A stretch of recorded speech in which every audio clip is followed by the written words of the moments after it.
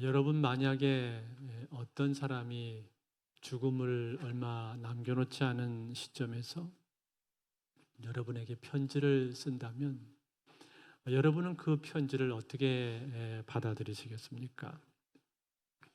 결코 가볍게 대하기가 어렵겠죠. 아마 진지하게 받아서 보게 될 것입니다. 지난번에 우리 교회에 오셔서 고난주간 집회 때 말씀을 전해주셨던 임현수 목사님. 이 임현수 목사님이 감옥에서 949일 동안 북한의 감옥에서 갇혀 있으셨다고 했었는데, 만약에 그분이 북한의 감옥에 감금되어 있는 동안에 편지를 쓸 수가 있게 되어서 그 편지가 그분이 섬기는 교회에 도착을 하게 되었다면 과연 그 교회 성도들이 그 편지를 어떻게 받아서 읽겠습니까? 너무나도 진지하게 그 편지를 읽겠죠. 그것은 마치 유언처럼 받아들여질지도 모릅니다. 오늘 사도 바울도 이것과 비슷한 처지에 놓여 있습니다. 바울은 로마 감옥에 갇혀 있는 상태에서 지금 편지를 쓰고 있습니다. 그는 이미 가이사랴에서 2년 동안 감금되어서 수감 생활을 했었고, 로마 황제에게 상소함으로 말미암아 이곳 로마까지 후송이 되어서 온 것입니다.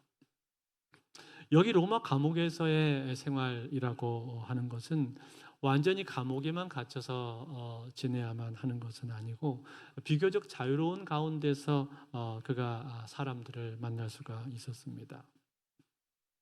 그러나 그가 감옥에 있는 기간이 점점 길어지게 되면서 이제 머지않아 그는 처형이 되든지 아니면 석방이 되든지 둘 중에 하나인 그런 상황에 놓이게 되었던 것입니다. 그러한 가운데서 빌립보 교회를 향해서 쓴 서신이 바로 오늘 이 빌립보서입니다. 이 빌립보 교회는 사도 바울이 2차 전도 여행 때 개척한 교회였는데, 이 교회는 루디아의 집에서 시작이 되어서 그 후에 빌립보 감옥에 간수 가정을 비롯한 몇몇 가정들이 함께하면서 세워지게 되었던 교회입니다. 그런데 이 빌립보 교회가 가진 아주 중요한 특징이 한 가지가 있었는데, 그것은 무엇인가 하니 이 사도 바울의 사역에 대해서 물심양면으로 계속 후원하고 도와주었다는 것입니다. 그들은 바울 사도를 위해서 계속 기도를 했을 뿐만이 아니라 물질적으로도 여러 차례 후원을 했습니다. 그래서 빌립보서 4장 14절에서 16절에 보니까 사도 바울이 이 교회를 향해서 이렇게 말을 합니다. 그러나 너희가 내 괴로움에 함께 참여하였으니 잘하였도다. 빌립보 사람들아, 너희도 알거니와 복음의 시초에 내가 마게도냐를 떠날 때 주고받는 내 일에 참여한 교회가 너희 외에 아무도 없었느니라. 데살로니가에 있을 때에도 너희가 한 번뿐 아니라 두 번이나 나였을 것을 보내었도다. 이렇게 여러 차례에 걸쳐서 사도 바울의 사역을 후원하고 뒷받침했단 말이죠. 그리고 함께 기도로 이 사역에 동참을 했었습니다. 그래서 이 사도 바울은 이 빌립보 교회를 생각할 때 다른 여러 교회들도 다 바울 사도가 사랑을 했습니다만 특별히 이 빌립보 교회에 대한 애정과 사랑이 남달랐던 것이죠. 그래서 오늘 편지를 쓰면서 제일 처음에 서두에 뭐라고 말을 합니까? 3절과 4절에 보시면은 3절과 4절 우리 같이 한번 읽어볼까요? 시작. 내가 너희를 생각할 때마다 나의 하나님께 감사하며 간구할 때마다 너희 무리를 위하여 기쁨으로 항상 간구함은. 자, 뭐라고 했습니까? 너희를 생각할 때마다 감사한다. 또 기도할 때마다 기쁨으로 내가 간구한다. 그렇게 말을 했죠. 여러분, 혹시 여러분 주변에 이런 사람이 있습니까? 여러분이 이 어떤 사람을 위해서 기도를 하는데 기도할 때마다 그 사람을 생각하면 참 감사함이 넘치는 사람, 그 사람을 생각만 해도 기쁨이 넘치는 그런 사람이 여러분 주변에 있으십니까? 만약에 있으시다면 여러분 참 복된 사람입니다. 그리고 그 사람은 얼마나 참 좋은 사람인지 모릅니다. 저도 그런 사람이 있습니다. 그 사람을 생각만 해도 기분이 좋고 그 사람을 볼 때마다 행복하고 그리고 늘 감사하게 되는 그런 사람이 있습니다. 제가 이렇게 얘기하면 아마 사모님 얘기하나 보다 제 아내를 얘기하는 줄로 생각을 하실 수도 있는데 물론 제 아내도 그렇습니다만 제 아내 말고도 많습니다. 보기만 해도 기분이 좋고 생각만 해도 하나님 앞에 감사가 절로 나오는 그런 사람이 많습니다. 여기 이 자리에도 많이 계십니다. 오늘 사도 바울이 빌립보 교회를 생각할 때마다 그러한 마음이 든다는 거예요. 그런데 그 이유에 대해서 오늘 사도 바울은 뭐라고 말을 하고 있습니까? 5절에 보면 그 이유가 나오는데 이렇게 말합니다. 너희가 첫날부터 이제까지 복음을 위한 일에 참여하고 있기 때문이라. 여기 첫날이라고 하는 것은 교회가 세워진 처음을 말을 하는 것이죠. 교회가 시작될 때부터 해서 지금까지 복음을 위한 일에 계속 참여하고 있다라는 거예요. 그렇다면 여러분, 이 복음을 위한 일이라고 하는 것은 무엇입니까? 하나님의 나라와 그의 의를 위해서 헌신하는 것을 말을 하는 것인데 우리가 교회에서 여러 모양으로 애쓰고 수고하고 헌신하는 그 모든 일들은 다 복음을 위한 일들입니다. 뿐만 아니라 또 내가 직장이나 학교나 또 가정에서 하나님의 영광을 나타내기 위해서 최선을 다해서 일을 하고 공부하고 또 헌신하고 희생을 한다면 그건 역시도 복음을 위한 일이 될 수가 있는 겁니다. 무엇보다도 직접적으로 우리가 나가서 믿지 않는 사람들을 만나서 믿지 않는 영혼들에게 전도를 한다면 그것은 또 명확하게 복음을 위한 일이 되는 것이죠. 이번에 우리가 새생명 축제를 했는데 여러분이 기도하면서 영혼을 품고 영혼들에게 다가가서 초대를 하고 했었던 그 모든 일들은 복음을 위한 일입니다. 열심히 여러분들이 기도하면서 인도해 주신 덕분에 이번에 약 70명 되는 분들이 이 새생명 축제 때 오셨습니다. 그리고 그 중에서 67명이 방문자 카드를 제출을 해주셨습니다. 예년보다 더 많은 분들이 오셔서 복음의 말씀을 듣게 되었습니다. 얼마나 참 감사한지 모릅니다. 그런데 간혹 보면 어떤 분들은 이런 생각을 하시는 분들이 있을 거예요. 내가 열심히 수고하고 노력을 했는데 이번에 아무도 오지를 않았다. 너무 실망스럽다. 이런 생각하시는 분도 계실 겁니다. 너무 실망하지 마십시오. 저도 이번에 3분을 초대했는데 아무도 안 오셨어요. 작년에는 그래도 2분이 오셨는데 이번에는 제가 어떤 분은 여러 번 만나가지고 꼭 하겠습니다 이렇게 확답까지 다 해주셨는데 그런데 당일날 되니까 안 나타나 버리더라고요. 얼마나 그냥 마음이 낙심이 되든지. 그런데 여러분 우리가 그러한 상황을 접한다 해도 너무나 크게 낙심을 할 필요는 없습니다. 왜냐하면 그 영혼을 위해서 내가 기도한 그 기도는 결코 땅에 떨어지지 않기 때문에 그렇습니다. 그 기도는 비록 지금 바로 응답이 되지 않았다 할지라도 하나님께서 그 기도를 들으시고 받으시기 때문에 언젠가 하나님의 때가 되면 반드시 응답되고 열매가 맺게 될 줄로 믿습니다.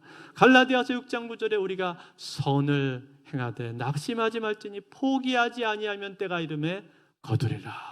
포기하지 않으면 거둔다 말씀을 했습니다. 그러니까 여러분 혹 이번에 안 오셨다 해도 포기하지 마시고 그분의 이름을 계속 기도 가운데 부르십시오. 그리고 계속 품고 그분에게 다가가면은 언젠가 하나님께서 그 마음을 움직여 주십니다. 그리고 복음을 듣고 거듭날 수 있도록 하나님 자녀가 될 수 있도록 만들어 주실 것입니다. 이번에 제가 새생명 축제를 함께 준비하면서 참 감사했던 것 중에 한 가지는 이번에 우리가 목장에서 노방 전도를 하지 않았습니까? 처음에는 교역자 회의에서 이 의견이 나왔을 때 야, 이게 될 수가 있을까? 그런 생각이 제 마음에 들어서 반신반의 했었습니다. 노방전도 하라고 했다가 혹시 우리 성도들이 너무 이것을 부담스러워하거나 힘들어하면 어떡하지? 그런 마음의 염려도 제 마음속에는 조금 있었단 말이죠. 그런데 웬걸요?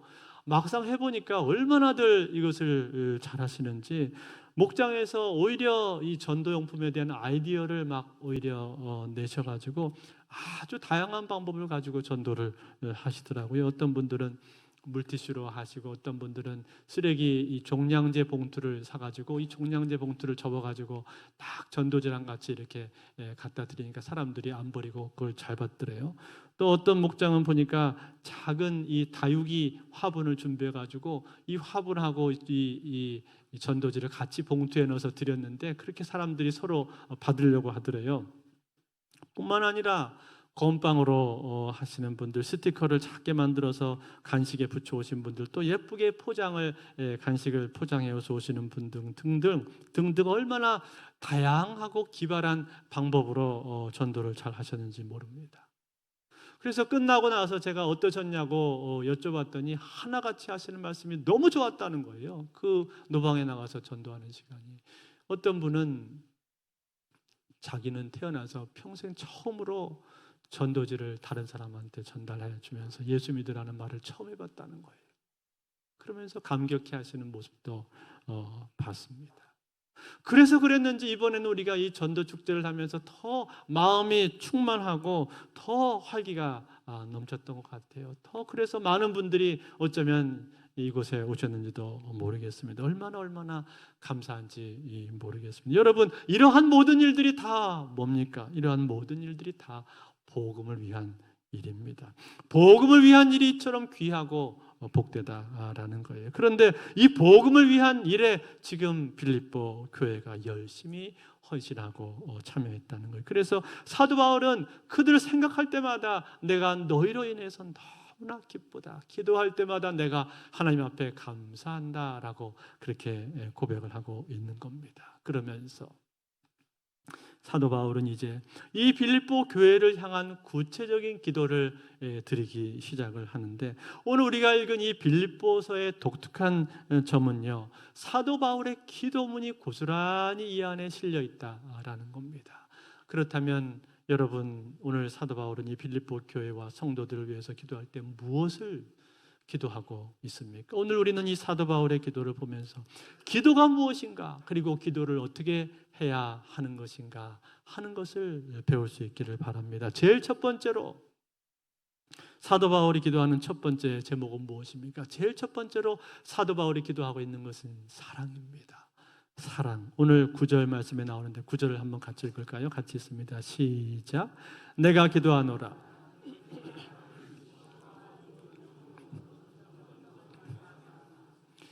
제일 첫 번째는 사랑이에요. 내가 기도하노라 이렇게 말을 해놓고 바로 제일 처음에 나오는 단어가 바로 아가페란 말이에요. 사랑이라는 단어가 바로 나오는 것이죠.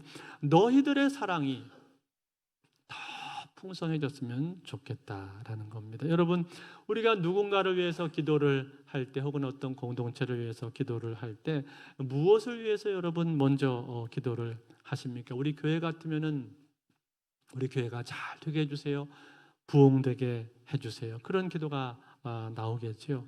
또 개인을 위해서 기도를 할 때에도 누군가를 위해서 중보 기도를 하면은 아무개가 건강하게 해 주십시오. 그리고 성령 충만하게 해주시고 여러 가지 하는 일들이 잘 되게 해주세요. 형통하게 해주세요. 이런 기도가 보통 먼저 나오지 않습니까? 그런데 사도 바울은 그렇지가 않았다는 거예요. 이 빌립보 교회를 위해서 기도하는데 제일 먼저 떠오른 단어가 뭐였습니까? 사랑이었어요. 사랑. 아가페, 사랑이라는 단어가 가장 먼저 그의 입에서 튀어나옵니다. 너희 사랑을 더 풍성하게 하사. 사랑하는 성도 여러분, 왜 그럴까요? 왜 사도 바울은 이 기도를 시작하면서 사랑이라는 단어를 가장 먼저 하고 있는 것입니까? 그것은 이 사랑이라고 하는 것은 인생의 본질이기 때문에 그렇습니다. 여러분, 사람이 죽을 때 무엇을 가장 후회를 하는지 아십니까? 돈을 더 많이 모을 걸, 열심히 일할 걸, 더 많은 업적을 쌓아둘 걸, 이런 것들을 후회하지 않습니다. 그게 아니라 무엇을 가장 후회를 하는가? 더 많이 사랑할 걸, 더 많이 베풀고, 더 많이 위로해주고, 더 이야기를 많이 나누고, 더 대화를 많이 하고, 더 들어주고, 더 함께 시간을 많이 보낼 걸. 이걸 가장 후회한다는 거. 이게 다 뭡니까? 이게 바로 사랑의 내용 아닙니까? 결국 사람이라고 하는 것은 어떤 존재라는 거예요? 사람은 사랑하는 존재라는 거예요. 사랑하기 위해서 이 땅에 온 존재다라는 겁니다. 그래서 우리는요, 사랑을 할 때 비로소 기쁨을 얻고, 사랑을 할 때 비로소 만족을 하는 거예요. 하나님에 대해서도 그렇습니다. 하나님에 대해서도 하나님 우리가 깊이 사랑할 때 우리 마음속에 기쁨과 평화가 임하게 되는 것이고, 사람들에 대해서도 내가 사람들을 진심으로 사랑하게 되었을 때 그 가운데 기쁨과 만족이 있는 거예요. 그렇기 때문에 오늘 사도 바울은 기도하는 겁니다. 너희 사랑을 점점 더 풍성하게 하사, 사랑이 더 너희들에게 많아졌으면 좋겠다, 이걸 기도하는 거. 이것은 여러분 제 기도 제목이기도 합니다. 사랑이 더 많은 목사가 되었으면. 늘 사랑이 너무 부족하구나 하는 걸 많이 느낍니다. 그만큼 여러분 이 사랑이 중요하다라는 거예요. 그래서 고린도전서 13장에 보면은 13장 맨 끝에 마무리가 어떻게 되어 있습니까? 그런즉 믿음, 소망, 사랑, 이 세 가지는 항상 있을 것인데 그 중에 제일은 뭐다? 그 중에 제일은 사랑이다. 사랑이 제일 중요하고 사랑이 최고라는 거예요. 그러므로 사랑하는 성도들, 오늘 이 자리에 계신 저와 여러분들은 무엇보다도 사랑의 사람들이 되실 수 있기를 바랍니다. 그런데 여러분, 이 사랑을 사도 바울이 말을 하면서 오늘 바울은 그냥 단순한 사랑만을 말을 하는 것이 아니라 어떤 사랑을 위해서 기도를 하고 있습니까? 너희 사랑을 지식과 총명으로 점점 더 풍성하게 하사. 사랑이긴 사랑인데 무슨 사랑이에요? 그냥 사랑이 아니라 지식과 총명의 사랑을 기도하고 있습니다. 여러분, 여기 나오는 이 지식은 뭐예요? 하나님을 아는 지식이죠. 성령께서 깨닫게 해 주시는 하나님에 대한 지식입니다. 또 총명은 뭡니까? 총명은 도덕적인 분별력과 지혜로운 통찰력, 즉 삶에 있어서의 분별력을 말해주고 있는 거예요. 다시 말해서 사랑은 사랑인데 분별력 있는 사랑을 너희들이 하게 되기를 원한다, 그렇게 기도를 하는 거예요. 여러분, 우리가 누군가를 사랑할 때 단순히 무조건적으로 사랑하는 것만으로도 참 귀하고 참 소중한 것이긴 합니다만, 그러나 그것만을 가지고는 조금 불완전합니다. 사랑이 더 온전해지기 위해서는, 더 완전해지기 위해서는 반드시 뭐가 있어야 됩니까? 반드시 분별력이 있어야만 하는 거예요. 분별력 없는 사랑은 그래서 어떻게 됩니까? 방종으로 치닫게 되거나 무절제로 치닫게 되기가 쉽습니다. 그래서 하나님께서도 우리를 사랑하실 때 어떻게 사랑하시는 거예요? 우리를 무조건적으로 하나님께서 사랑하시면 동시에 분별력으로 사랑을 하시잖아요. 그러니까 하나님의 성품이 하나님이 사랑이시면서 동시에 공의로우시지 않습니까? 우리도 그렇게 사랑을 해야 한다라는 거예요. 무조건적으로 사랑하면서 동시에 분별력으로 사랑을 해야 된다는 거예요. 그렇지 않으면 그냥 퍼주기만 하고 그냥 계속해서 모든 것을 해주기만 하면 자칫하면 그 사랑을 받는 대상을 망가뜨릴 수가 있는 거예요.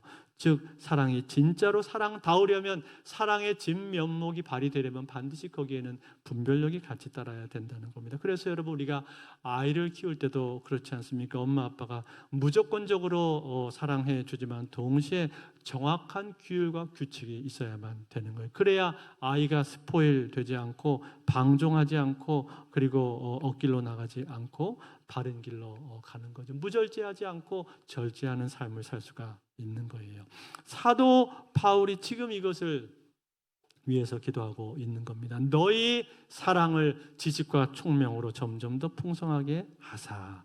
그런 거로 여러분, 우리는 사랑을 위해서 기도하되 그 사랑이 지식과 총명의 기초를 둔 분별력 있는 사랑이 되실 수 있기를 기도하시기를 바랍니다.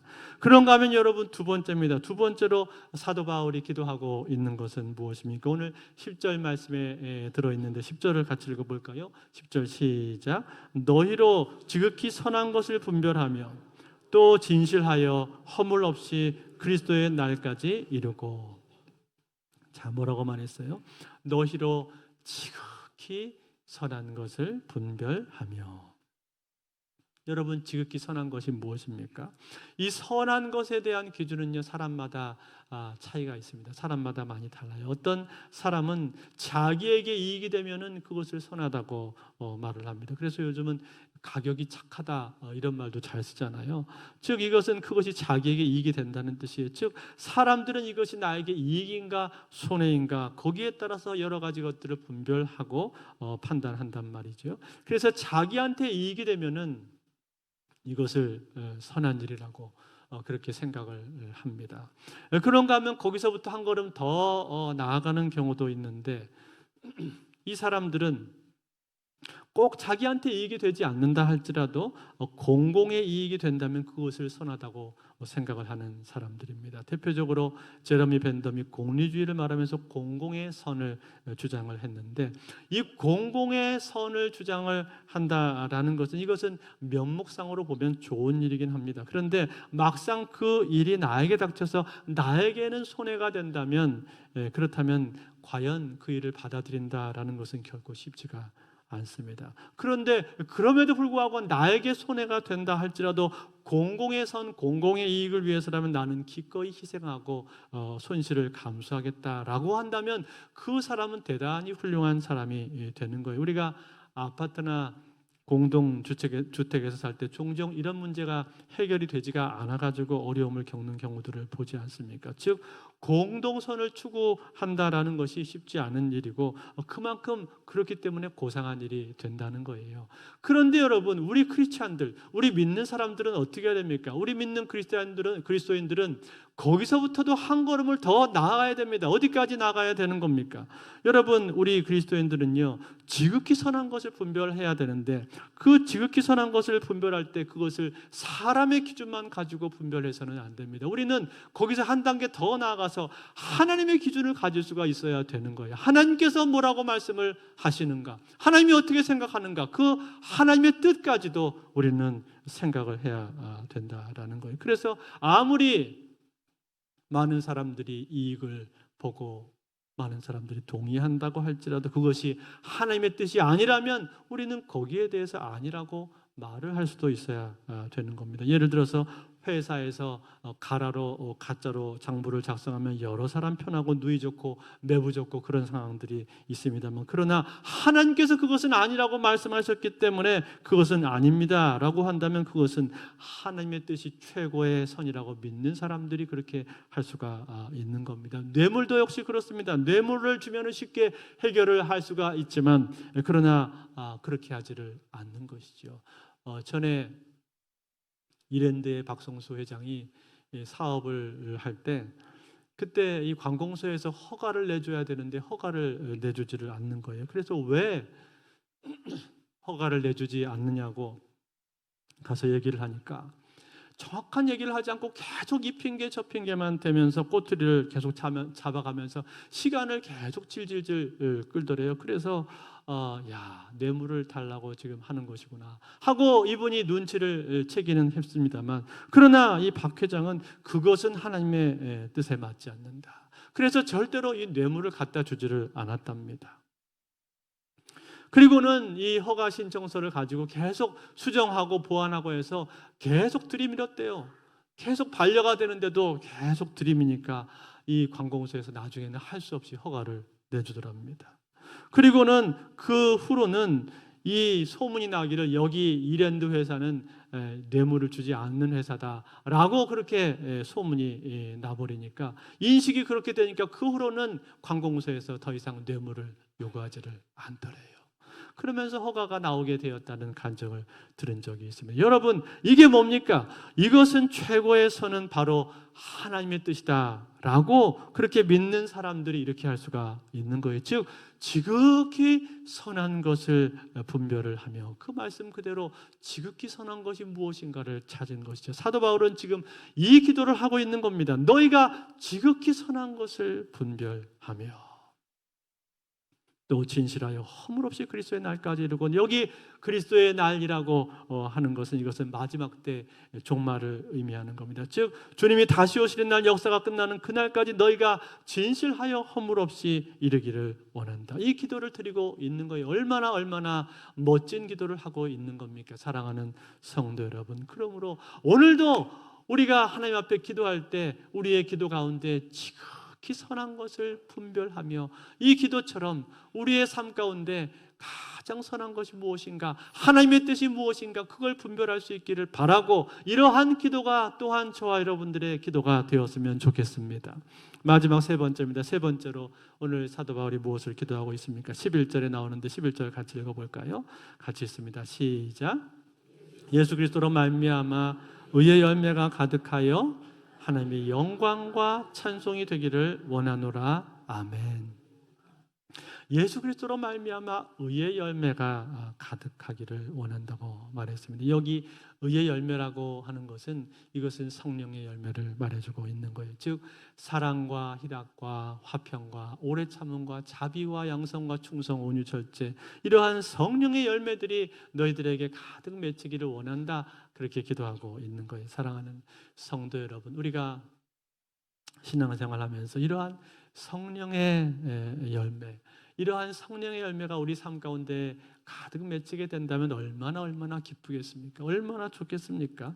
아까 우리가 말씀드린 것처럼 사랑과 할 때 이 사랑, 내 마음 가운데 사랑이 많이 넘쳐서 내가 누구를 만나도 내 마음속에서 사랑의 감정이 흘러나고 사랑의 넉넉한 마음이 나온다면 얼마나 여러분 행복하겠습니까? 희락, 늘 우리 마음에 기쁨이 있고 우리의 얼굴에도 기쁨이 있다면 얼마나 복되겠습니까? 또 화평, 이 말씀처럼 내가 내 옆에 있는 사람들하고 화평을 이루어서 나하고 서로 사이가 안 좋은 사람이 없고 나하고 관계가 깨진 사람이 내 주변에 없고 늘 화평을 이룰 수 있다면 얼마나 좋겠습니까? 뿐만 아니라 무슨 일이든지 어려운 일이 닥쳐도 오래 참고 자비와 선을 베풀고 충성스럽고 온유하고 그러면서 동시에 절제까지 내가 할 수 있다면 여러분 얼마나 복되겠습니까? 그것만큼 복된 일이 없을 거예요. 그것은 내가 로또에 당첨돼 가지고 억만금을 얻는 것보다 저는 더 복되다고 그렇게 생각을 합니다. 그래서 사도 바울이 지금 이것을 위해서 기도하고 있는 거예요. 그리고 궁극적으로 이러한 많은 의의 열매, 성령의 열매를 풍성하게 맺는다면 그러할 때에 하나님 앞에 영광이 돌려지게 될 것이다. 너희로 그리스도의 찬송과 영광이 된다라고 말한 것처럼 하나님 앞에 영광이 될 것이다 라고 기도하고 있는 것, 이것이 오늘 사도 바울이 하나님 앞에서 드리고 있는 기도인 거예요. 사랑하는 성도 여러분, 오늘 저와 여러분들은 어떻게 기도하고 있습니까? 하나님 앞에 우리가 기도하면서 무엇을 기도하고 있습니까? 오늘 사도 바울은 무엇보다도 사랑이 풍성해지기를 원한다. 지혜와 총명, 지식과 분별력이 있는 그러한 사랑을 너희가 하게 되기를 원한다 기도했고, 또 지극히 선한 것이 무엇인지, 하나님의 뜻이 무엇인지 너희가 항상 분별하기를 원하고, 그리고 무엇보다 성령의 열매를 많이 맺어서 하나님께 영광이 돌려되는 그러한 삶을 살기를 원한다고 기도하고 있습니다. 이렇게 기도했을 때 이 기도가 얼마나 멋진 기도입니까? 얼마나 하나님께서 기뻐하시는 기도가 되었겠습니까? 그러므로 사랑하는 성도 여러분, 오늘 우리는 하나님 앞에 기도하면서 우리도 동일하게 이렇게 기도할 수 있기를 바랍니다. 여러분, 우리가 건강을 위해서도 기도하고 자녀를 위해서도 기도하고 또 물질을 위해서도 기도하고 나의 미래, 나의 성공을 위해서도 기도해야 될 것입니다. 다 기도해야 되지만, 그러나 우리의 기도가 거기서 멈추는 것이 아니라 오늘 사도 바울이 하나님 앞에 기도하고 있는 것처럼 이러한 정말 고상한 기도, 정말 고차원적인 기도가 우리의 기도가 되었으면 좋겠습니다. 특별히 오늘 은퇴하시는 우리 장로님, 권사님들, 또 원로 장로로 추대가 되시는 우리 장로님, 이분들의 삶이 오늘 사도 바울이 이 기도하는 이 기도처럼 지식과 총명으로 풍성한 사랑의 사람들이 되실 수 있기를 바라고, 지극히 선한 것을 분별하실 수 있기를 바라고, 그리고 성령의 열매를 많이 맺어서 하나님 앞에 영광이 되는 그러한 복된 생애들이 되실 수 있기를, 그러한 우리 성도님들의 복된 삶이 다 되실 수 있기를 우리 주 예수 그리스도의 이름으로 축원드립니다.